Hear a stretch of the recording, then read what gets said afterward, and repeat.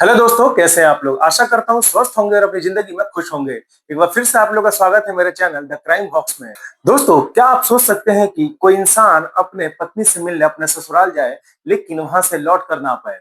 जी हाँ दोस्तों, वो इंसान बहुत ही खुश होकर अपनी पत्नी से अपने ससुराल मिलने जाता है, लेकिन उसे क्या पता था कि उसका ससुराल उसकी मौत का प्लान बना चुका है। एक ऐसी धोखेबाज पत्नी जिसने अपने प्रेमी के साथ मिलकर अपने ही पति की जान ले ली, और उसकी जान ही नहीं ली बल्कि उसकी लाश को 6 फीट गड्ढा करके उसकी लाश को उसमें दबा दिया, और पूरे 3 महीने वो लड़की सबके सामने रोने की नाटक करती रही। आज मैं आपको जो ये सच्ची घटना बताने जा रहा हूँ, जो कि मध्य प्रदेश की है, सुनने के बाद आप लोगों के रोंगटे भी खड़े हो जाएंगे।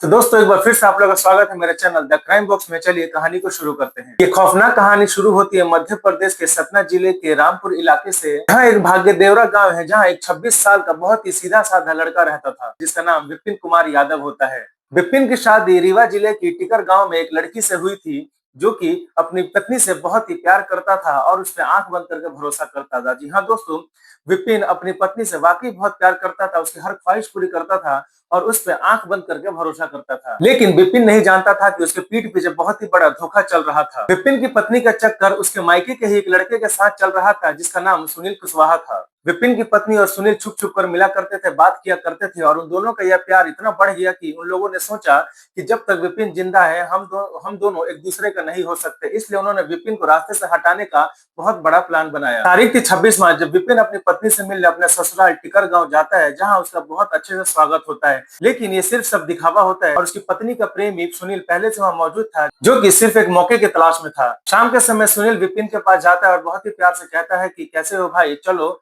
तुम्हें अपना गांव घुमा कर लाता हूँ, चलो दिखाता हूँ कि हमारा गांव कैसा है। विपिन बहुत ही सीधा साधा इंसान था, उसकी बाइक पर पीछे बैठ जाता है और सुनील अपने गांव के बहुत ही दूर दूसरे गांव में एक सुनसान इलाके में लेकर चला जाता है। जैसे ही सुनसान जगह पे पहुंचते हैं, सुनील विपिन पर ताबड़तोड़ हमला करना शुरू कर देता है, उसके सर पर वार करना शुरू कर देता है।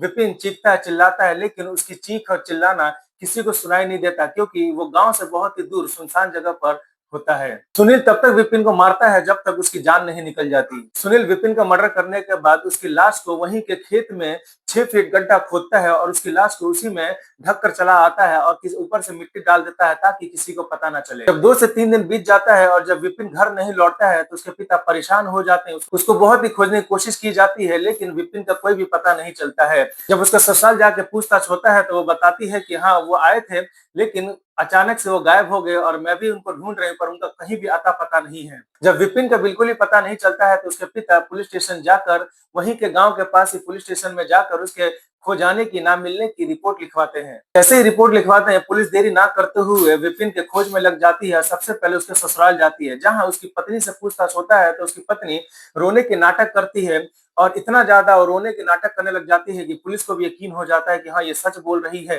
विपिन की पत्नी बताती है कि 26 तारीख को यहाँ पे आए थे, लेकिन अचानक से पता नहीं कहाँ चले गए, मुझे नहीं पता। फिर पुलिस विपिन को पूरे जिले में ढूंढने की कोशिश करती है, कुछ ना कुछ सुराग निकालने की कोशिश करती है, लेकिन कोई भी सुराग नहीं मिलता। विपिन का कुछ भी पता नहीं चलता। देखते ही देखते पूरे 3 महीने बीत जाते हैं। आखिर में जब पुलिस ने विपिन और उसकी पत्नी की कॉल डिटेल निकाली, तो सबसे बड़ी चौंकाने वाली बात पता चली। जिस दिन विपिन गायब हुआ था, उस दिन उसकी पत्नी की एक ही नंबर पर बार बार बात हो रही थी। वो नंबर किसी और का नहीं, जबकि सुनील कुशवाहा का ही था। अब पुलिस का सारा शक पत्नी के ऊपर जाता है, और पत्नी को शक के आधार पर उसको थाने लेकर जाते हैं। और जब उससे कड़ाई से, एक महिला पुलिसकर्मी उससे कड़ाई से पूछताछ करती है, तो वो ज्यादा देर तक झूठ नहीं बोल पाती, और वो रोते हुए अपना सारा जुर्म कबूल कर लेती है कि हाँ, मैंने ही अपने प्रेमी के साथ मिलकर अपने पति की हत्या करवाई है। और फिर पुलिस ने तुरंत सुनील को भी गिरफ्तार कर लिया। जब सुनील से कड़ाई से पूछताछ होती है, तो वो भी बताता है कि हाँ, मैंने ही विपिन को मारा है और उसको मैंने एक खेत में दफना दिया था। जुलाई के महीने में पुलिस वाले जब सुनील को उस खेत में लेकर जाते हैं, तो मजिस्ट्रेट के सामने उस खेत की खुदाई होती है। जब 6 फीट तक खुदाई होती है, तो अंदर से कंकाल और विपिन के कपड़े मिलते हैं, जिसको देखने के बाद विपिन के पिता फूट फूट कर रोने लगते और कहते हैं कि हाँ, यही मेरे विपिन के कपड़े हैं। सोचिए दोस्तों, उस बूढ़े पिता पर क्या बीती होगी, जिसने अपना सीधा साधा एक नौजवान लड़का खो दिया, अपना बेटा खो दिया, जो उसके बुढ़ापे के सहारा बनने वाले थे। जी हाँ दोस्तों, बेरहम पत्नी कितनी ही खराब होगी, कितनी ही कठोर दिल की होगी, जिसने अपने ही पति को अपने प्रेम के चक्कर में मरवा दिया और हंसते खेलते परिवार को हमेशा हमेशा उजाड़ कर रख दिया। उस बेरहम पत्नी को और उस सुनील को जिसने विपिन की हत्या की, तो उसको क्या सजा मिलनी चाहिए, मुझे कमेंट बॉक्स में जरूर बताइएगा। पुलिस ने बेवफा पत्नी और उसके प्रेमी को सलाखों के पीछे भेज दिया, और यही बताई जा रही है कि उनको उम्र कैद या फांसी की सजा होगी। दोस्तों, आप लोगों की क्या राय है इस पूरी कहानी पर मुझे कमेंट बॉक्स में जरूर बताइएगा और उन दरिंदों को क्या सजा मिलनी चाहिए ये भी बताइएगा। अगर आप लोग कहानी अच्छी लगी हो तो लाइक शेयर जरूर करें और मेरे चैनल द क्राइम बॉस को सब्सक्राइब करना ना भूलें। बस इतना ही कहूंगा, सतर्क रहिए, सावधान रहिए, स्वस्थ रहिए। मिलेंगे ऐसी क्राइम स्टोरी के साथ अगली वीडियो में, तब तक के लिए जय हिंद, जय भारत।